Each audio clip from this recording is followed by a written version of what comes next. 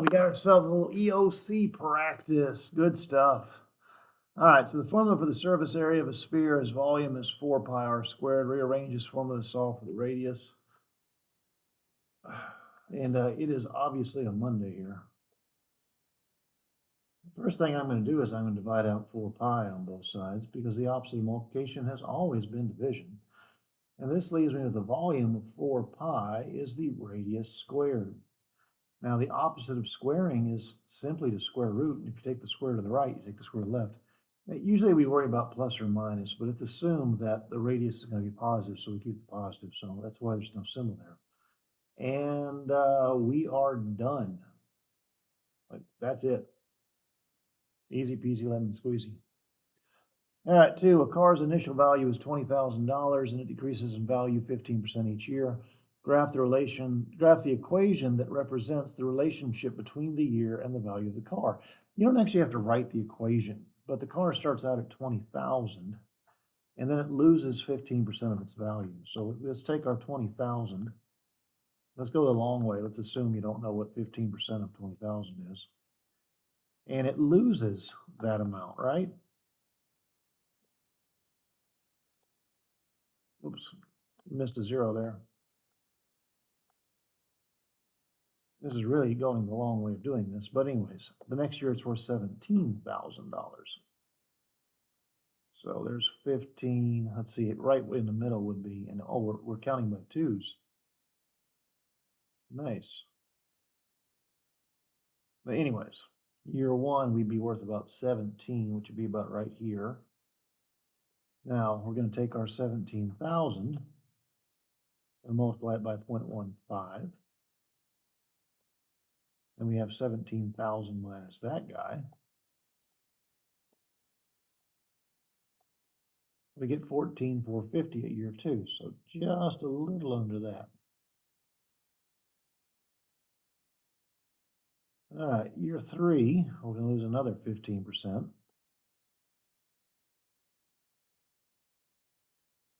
We're going to take that away from 1450. This is not the way I would personally do this problem. 12,282, so that's 12 and a half. Be about right here. Now we're at year 4. We're going to do this again. You see where I'm going? And I'm kind of tired of doing it this way, to be honest with you.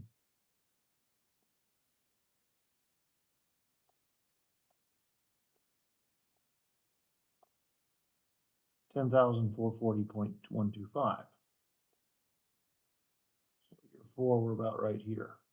Now, it would have been a lot quicker to just write the equation. We decrease in value 15% each year. This is definitely linear. If you think about 100%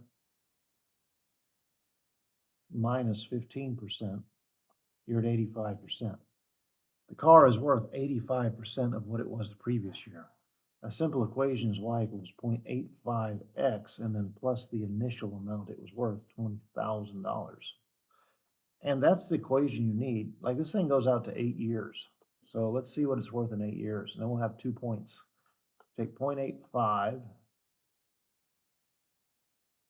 Hold on here.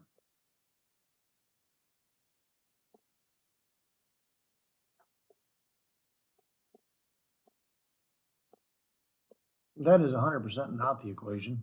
I'm just being slow here. If we're losing 15%, we should have gone back to principal times 1 minus the rate to the t. Don't know what's wrong with me. The principal is 20,000, and then 1 minus 15% to the t. So 20,000, and then we have 0.85 to the t. I don't know why I was thinking it would be linear. You're in algebra 2. Something wrong with me. But anyways, that's what I'm actually after. So we take our 20,000, our 0.85, let's raise that to the 8th power so we have it marked there. And we get $5,449. So year 8 is worth a little over 5. And what the graph is doing, and eventually I would have got there with dots, is it's going to start doing something like this. Anywho, that's number 2. All right, 3, which statement explains why 2 to the 1/3 is equal to the cubic root of 2? They're really looking to see if you understand properties of exponents. Like this. This is garbage. Like, it is garbage. This right here, that is 2 to the negative third power. So it's not that guy. So if 1/3 times 2 is 2/3, then 2 to the third must be equal to √3/2. This is actually true, but it has nothing to do with exponent rules. So it's still garbage. The inverse of 2 to the 1/3 is 2 cubed. So 2 to the 1/3 is the cubic root of 2. That's got some stuff to it, but, and look at the garbage on D. 2 to the 1/3 times 2 equals 2 to the 1/3 times 3. That's not true. 2 to the 1/3 squared is 2 to the 2/3. So more garbage. You're just looking for the only things that actually make sense as you do these. I have never liked the way they word these things. Like C is the only one that makes sense. The inverse of 2 to the 1/3 is 2 cubed, and that is true because 2 to the 1/3 is the cubic root of 2, and the opposite of that is going to be 2 cubed because the cubic root of 8 is 2. So there we go. What is the value of A in the solution to the system of equations? You should be doing this without a calculator to assist you. So what I'm going to do is I'm going to multiply the top equation by -3. And I probably shouldn't do that since I'm solving for A, whatever. It's easier to get rid of A. So if I multiply the top by -3, I get -3A plus 9B equals 15. And the bottom equation is 3A plus 2B equal to 5. And now I'm going to add them. We're doing systems of equations from Algebra 1 here. That'll give me no A. 11B equals 20. Ah, bummer. It's a fraction, isn't it? So that makes B 20 over 11 because we divide out the 11. Now, if I have B, I can plug it in and I can get A. So 3A plus twice a 20/11 is 5. Of course, I know you guys are calculator-dependent kids, but let's try and not use one. 2 times 20 is 40, so 40/11 is 5. We're going to subtract that. To subtract 40/11 from 5, we have to make it 55/11. That'll give me that 3A is 15/11. We're going to divide by 3, and division happens in the denominator. So, we might have 15 over 33 on paper, because 11 times 3 is 33, or we could do division. Both of these are divisible by 3. We get 5/11. It's not a hard problem. Now, if you're holding a calculator in front of you, the easiest way to do this is probably through matrices. Now, they might put this on the calculator portion of test. I just don't know. I really don't. But, let's go through matrices. That second matrix, scroll to edit. This particular guy is a 2 by 3. All right. The coefficients are 1, -3, -5.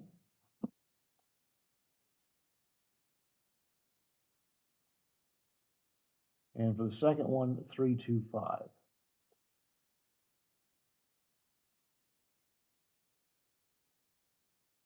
A lot of times with your EOC, it ends up that the questions you want to have a calculator on don't have a calculator.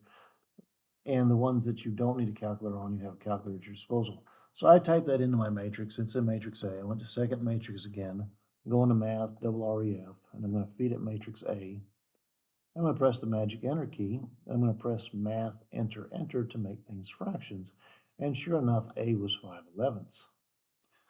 All right, which function represents the difference in total area, A of X, of the two parking areas at an amusement park shown in the diagram? So for a rectangle, area is length times width. So this guy's area is 5y times 3y, which is 15y squared. For a square, area is to take a side and square it, so it's twice y all squared, which is 4y squared. Now, what they want is the difference. So they want the big guy take away the little guy. And 15 minus 4 is 11. All right, let's see, given the mean mu and the standard deviation sigma, find the z-score for each data point, round to the nearest hundredth if necessary. Now your z formula is x minus x bar over sigma. Now, since they're using Greek letters, it'd be x minus mu over sigma. Anyways, we're just going to plug some stuff in and go with it. So let's look at the first one here. It's 21.4. The x value is 28.9. 28.9 minus 21.4. And that's sitting over 6.3. So here's one of the z-scores. I don't know how much of this they expect you to do by hand. I wouldn't expect too much. How far apart are those things? 7.5? It seems legit. 28.9 minus 21.4 is 7.5. That's sitting over 6.3. So it's going to be a little over 1. Be that guy. I know you may not believe me, but let's go the long way here. Math, num n over d. 28.9 minus 21.4 is sitting pretty over 6.3 is sure enough about 1.19, right? All right, we got another one up here. Let's look at this guy right here. It's going to be the data value of 12.5 minus the mean of 42, and that's sitting over 3. This thing is going to be extremely not there at all. Is that going to be there? I'm not sure what's going on here, but that's one of the ways they might try to trick you and leave something blank. Or the author of this question has a typo. I got negative 9.833, which is not an option. So I ain't going to select anything. Plain and simple. Not picking anything. All right, moving on to the last z-score that we have to find. I'm looking at this guy right here. It's going to be 3.4 minus 8. And that's sitting pretty over 4.1. So this should be the negative 1.12. And let's just see if it is. We got 3.4 minus 8 sitting pretty over 4.1, and it is negative 1.12. That choice right there. All right, 7. A scatter plot shows the number of eggs laid on a farm each week, during which week were 12 eggs laid. You'd be surprised how many kids miss this question. It's week 1, and I guarantee you 40% of all Algebra 2 students miss this. It is ridiculously high how many kids can't read a graph, and nobody knows why, to be quite honest with you. All right, select all the true statements about the function shown in the diagram. So here's what I noticed when I looked at this thing. I noticed that every x has only one y. Every x points at only one y. And every y, if you follow the arrow back, points at only one x. What this means is the function is 1 to 1.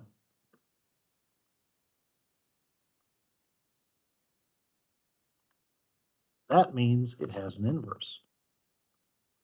All right, they use the word invertible. So definitely choice A. It is invertible. 100%.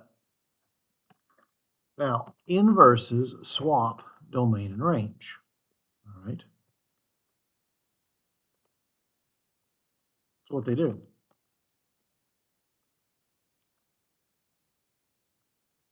So let's check and make sure that things are right. The domain of the inverse function is 12, 15, 40, 12, 15, 18. That is definitely true. The domain of the inverse is 1, 2, 4, 5. No, because we would swap. And the domain of the inverse relation. Oh, that was nice. And look at that word relationship here. We called it a function. So it's A and C only. But why are they saying it that way? Like, that's just mean. Because a function is a relationship. This is also true. Way too hard for a test to be asking about. Definition of a function is a relationship in which every x has one y. The definition of function actually uses the word relation. I don't know why they would do this to a kid, though. That's bothersome to me. All right, number 9, the volume of a square-based pyramid with equal height and base side lengths x is volume as a function of x is x cubed over 3. The volume of a particular rectangular prism with a height x is shown in the graph. When x is 0.5, which volume is greater? All right, so when x is a half on the graph here, you'd be about what, right here? This is where x equals 1/2. So I would say we probably have a y value close to 2. Or sorry, of 1. All right, let's go ahead and let's figure out what it is right here. I guess I should be using 0.5, but it's 0.5 cubed over 3, which is going to be pretty small. 0.5 cubed is tiny, it's 0.125. And then you divide it by 3 again, and you get something even smaller. So we take our 0.5, we cube it, and then we divide it by 3. 0.0417. So what does this represent? This is the volume of a particular rectangular prism with a height x. And it says rectangular prism, doesn't say pyramid. So the volume of the prism is greater. And that's where we're going with it.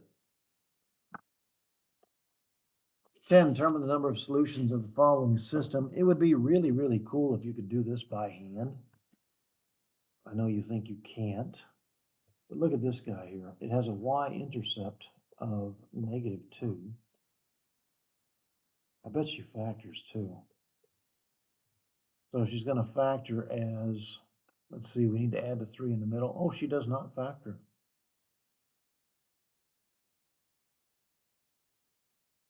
Okay, doesn't factor.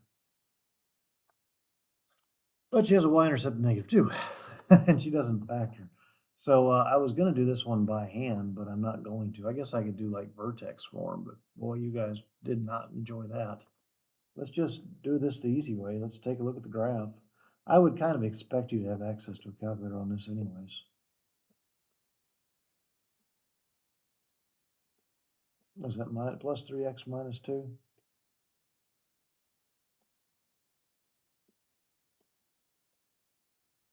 And then the second equation, line 4x minus 1.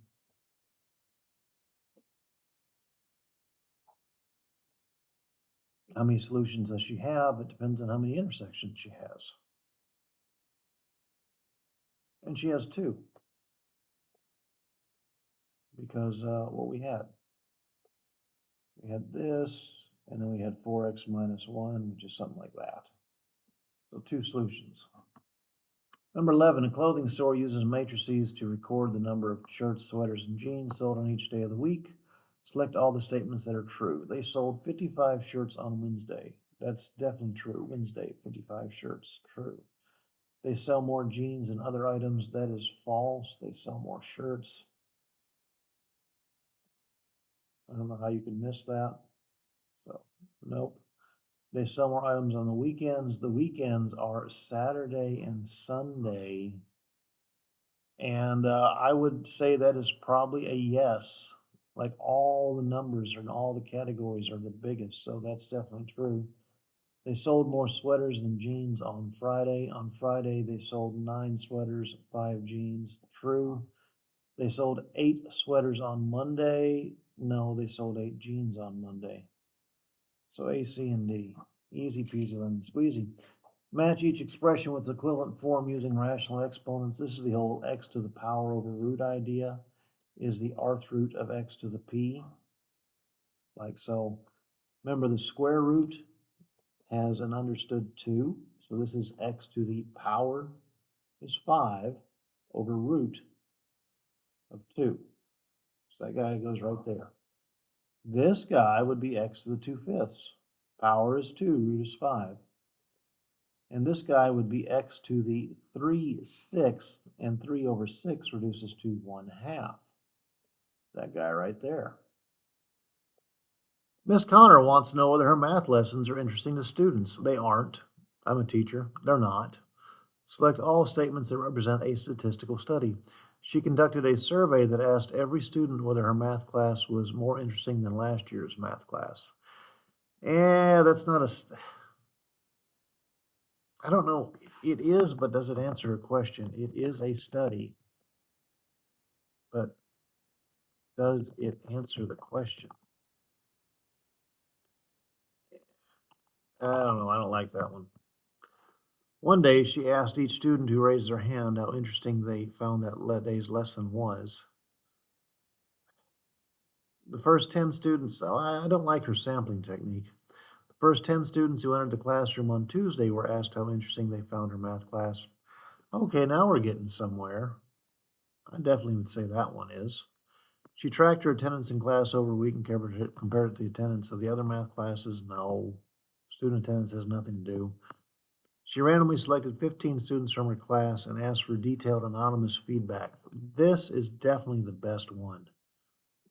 The first one's kind of being lazy and convenience. Like that's what this is. It's lazy and it's convenient. But it's still there. I don't like M. The best two choices are R and T, and the state is not going to ask a question in this layout anyways. I would only pick R and T to be the two choices here that have any bearing whatsoever. Obviously, T is the best one. 14, a hospital monitored the growth of bacteria cells by estimating the number of cells in hundreds over a 4-hour period. It'd be really cool if you could look at things and see them numerically. What's happening here is we are always multiplying by 3. The growth rate, it grows faster over time because it's always tripling. So that's true. The rest of this is about slope. From x equals 0 to 2, the average rate of change is 1,600 cells per hour. So we're going to do slope, which is y minus y over x minus x. Looking at your basics quiz, only about 80% of you guys have this, but this guy would be on the bottom, 2 minus 0. When x is 0, there's 4. That has to line up with 0. When x is 2, there's 36. So we got 36 minus 4, which is 32, over 2, which is 16. And that is in hundreds, so 1,600. And this is true. From 2 to 4, the average rate of change is 14,400. So let's go ahead and look at B. 4 minus 2. At 4, we have a y value of 324. Again, that's in hundreds. At 2, we have a y value of 36. 4 minus 2 being 2. 324 minus 36 being what? 288. Seems legit. And then we divide by 2 and we get 144. And don't forget that's hundreds, so we got to add the zeros here. 14,400. It's true. All right, from 2 to 4, well, this is wrong because we just did the math. We got 7,200. And then we already picked D. We can kind of see that growth is accelerating. If you look at it in terms of raw numbers, growth is accelerating. 0 to 2 was a lot less than 2 to 4. All right, determine if each statement about the function f of x equals negative x plus 3 squared is true or false. If I was creating your test, this would be a non-calculator question, but I'm not the creator of your test. But you need to know that the mother function is y equals x to the second. All right, you are supposed to know what she looks like too. And we'll look at this on a calculator so you can see. But y equals x squared. Remember, she's got 3 key points, 0, 0, 1, 1, and then negative 1, positive 1. She looks like this. If we look at this bad boy, she went left 3. And the only difference is she goes down. She still has the same slope. So the vertex is at 3, 0. That is false. The vertex is actually at negative 3, 0. Parabola opens down. That is true. The graph is shifted 3 units left. That is true. The graph is vertically stretched. That is false. They have the same exact scale to say. Now, if you're holding a TI-84, you would be an absolute idiot if you didn't look at it in TI-84. Like you would. As big a fan as I am of just doing things by hand, of course, I wouldn't actually do this, but you'd be an idiot not to. Do a zoom 6. I type the two functions into y equals. I'm doing a zoom 6. There's mama. Over to the left is going to be the kid. And you see how they're the same size? That's why I didn't talk about a stretch. And you can kind of get the rest of the information from that graph. All right, the formula for quarterly compounded interest is A equals P times 1 plus R over 4 to the 4t. Rearrange this formula to solve for t. All right, so this is a pretty good one. Probably a little optimistic to be seen on a state test because I guarantee you 75% of the student body would miss it. But first thing we're going to do is we're going to divide out both sides by p. So A over p is this guy. And the reason I say that most kids would miss it is because of what you have here. This is your base because bases have exponents. So remember, log is bay. We're going to have a logarithm whose base is 1 plus r over 4. Her argument is a over p, and she equals 4t. Now the deal was solve for t, so we still need to go through and divide both sides by 4. And that is your answer. Incredibly optimistic question to be on an actual EOC. But anything's fair game. All right, 17. Select all steps needed to solve 5 times 2x cubed equals 625. So I'm just going to do this off the side because that'll show us our steps. And my first move would be to divide by 5. That would give me a 2x cubed equals 125 because 625 divided by 5. Now they talk about taking a square root, which makes no sense. I have this. So I think the next thing I would do would be to cubic root both sides. You could also cube the thing. It would work too. But if you cube root it, that frees up twice x. And of course, the cubic root of 125 is 5. Next move, divide by 2, and that's what we do. And we get 5 halves. All right, solve e to the 5x plus 2 equals 24. Round your answer to the nearest hundredth. I shall show you 2 different ways to do this one. The first one by hand, of course. We subtract our 2 and we get 22. Then we go through and identify our pieces. Base, exponent, argument. A log whose base is e, whose argument is 22, would equal 5x's. That is known as ln. So an ln of 22 is 5x. Divide out by 5, and we have an answer.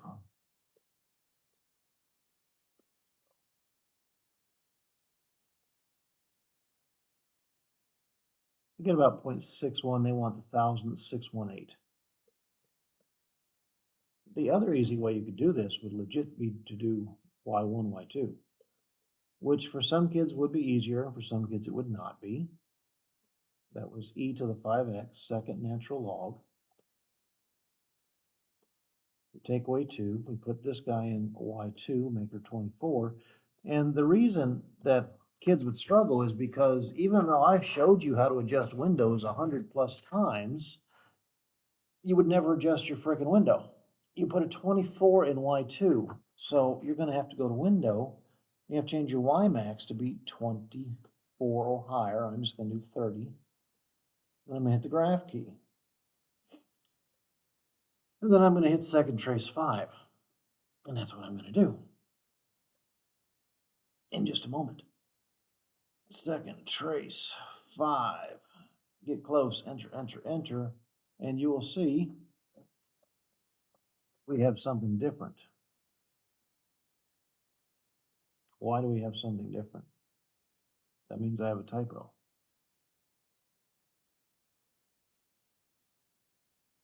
Or I typed in something wrong over here. ln 22 over 5, 0.618.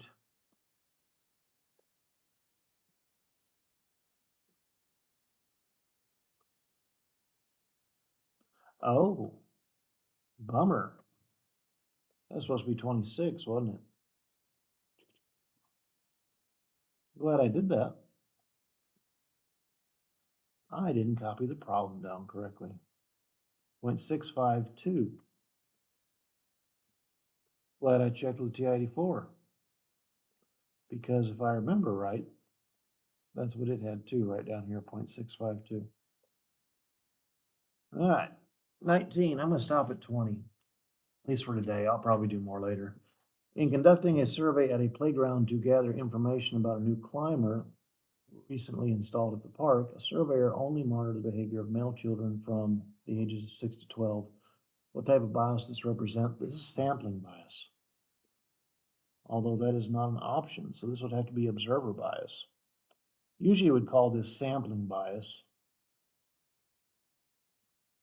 because he only sampled males. But in this case, it's his bias because he only sampled males. All right, 20, choose the system of equations that this matrix represents. You shouldn't miss this. Let's see, we got 7 and -2 and 10. That's a check. This one was wrong because it went -7, -6. We got 7 plus 2, that's wrong. I don't even know what choice D is. We got -6, 3, and 16. That's also right. So there you go. There's 20 of them, 40 to go.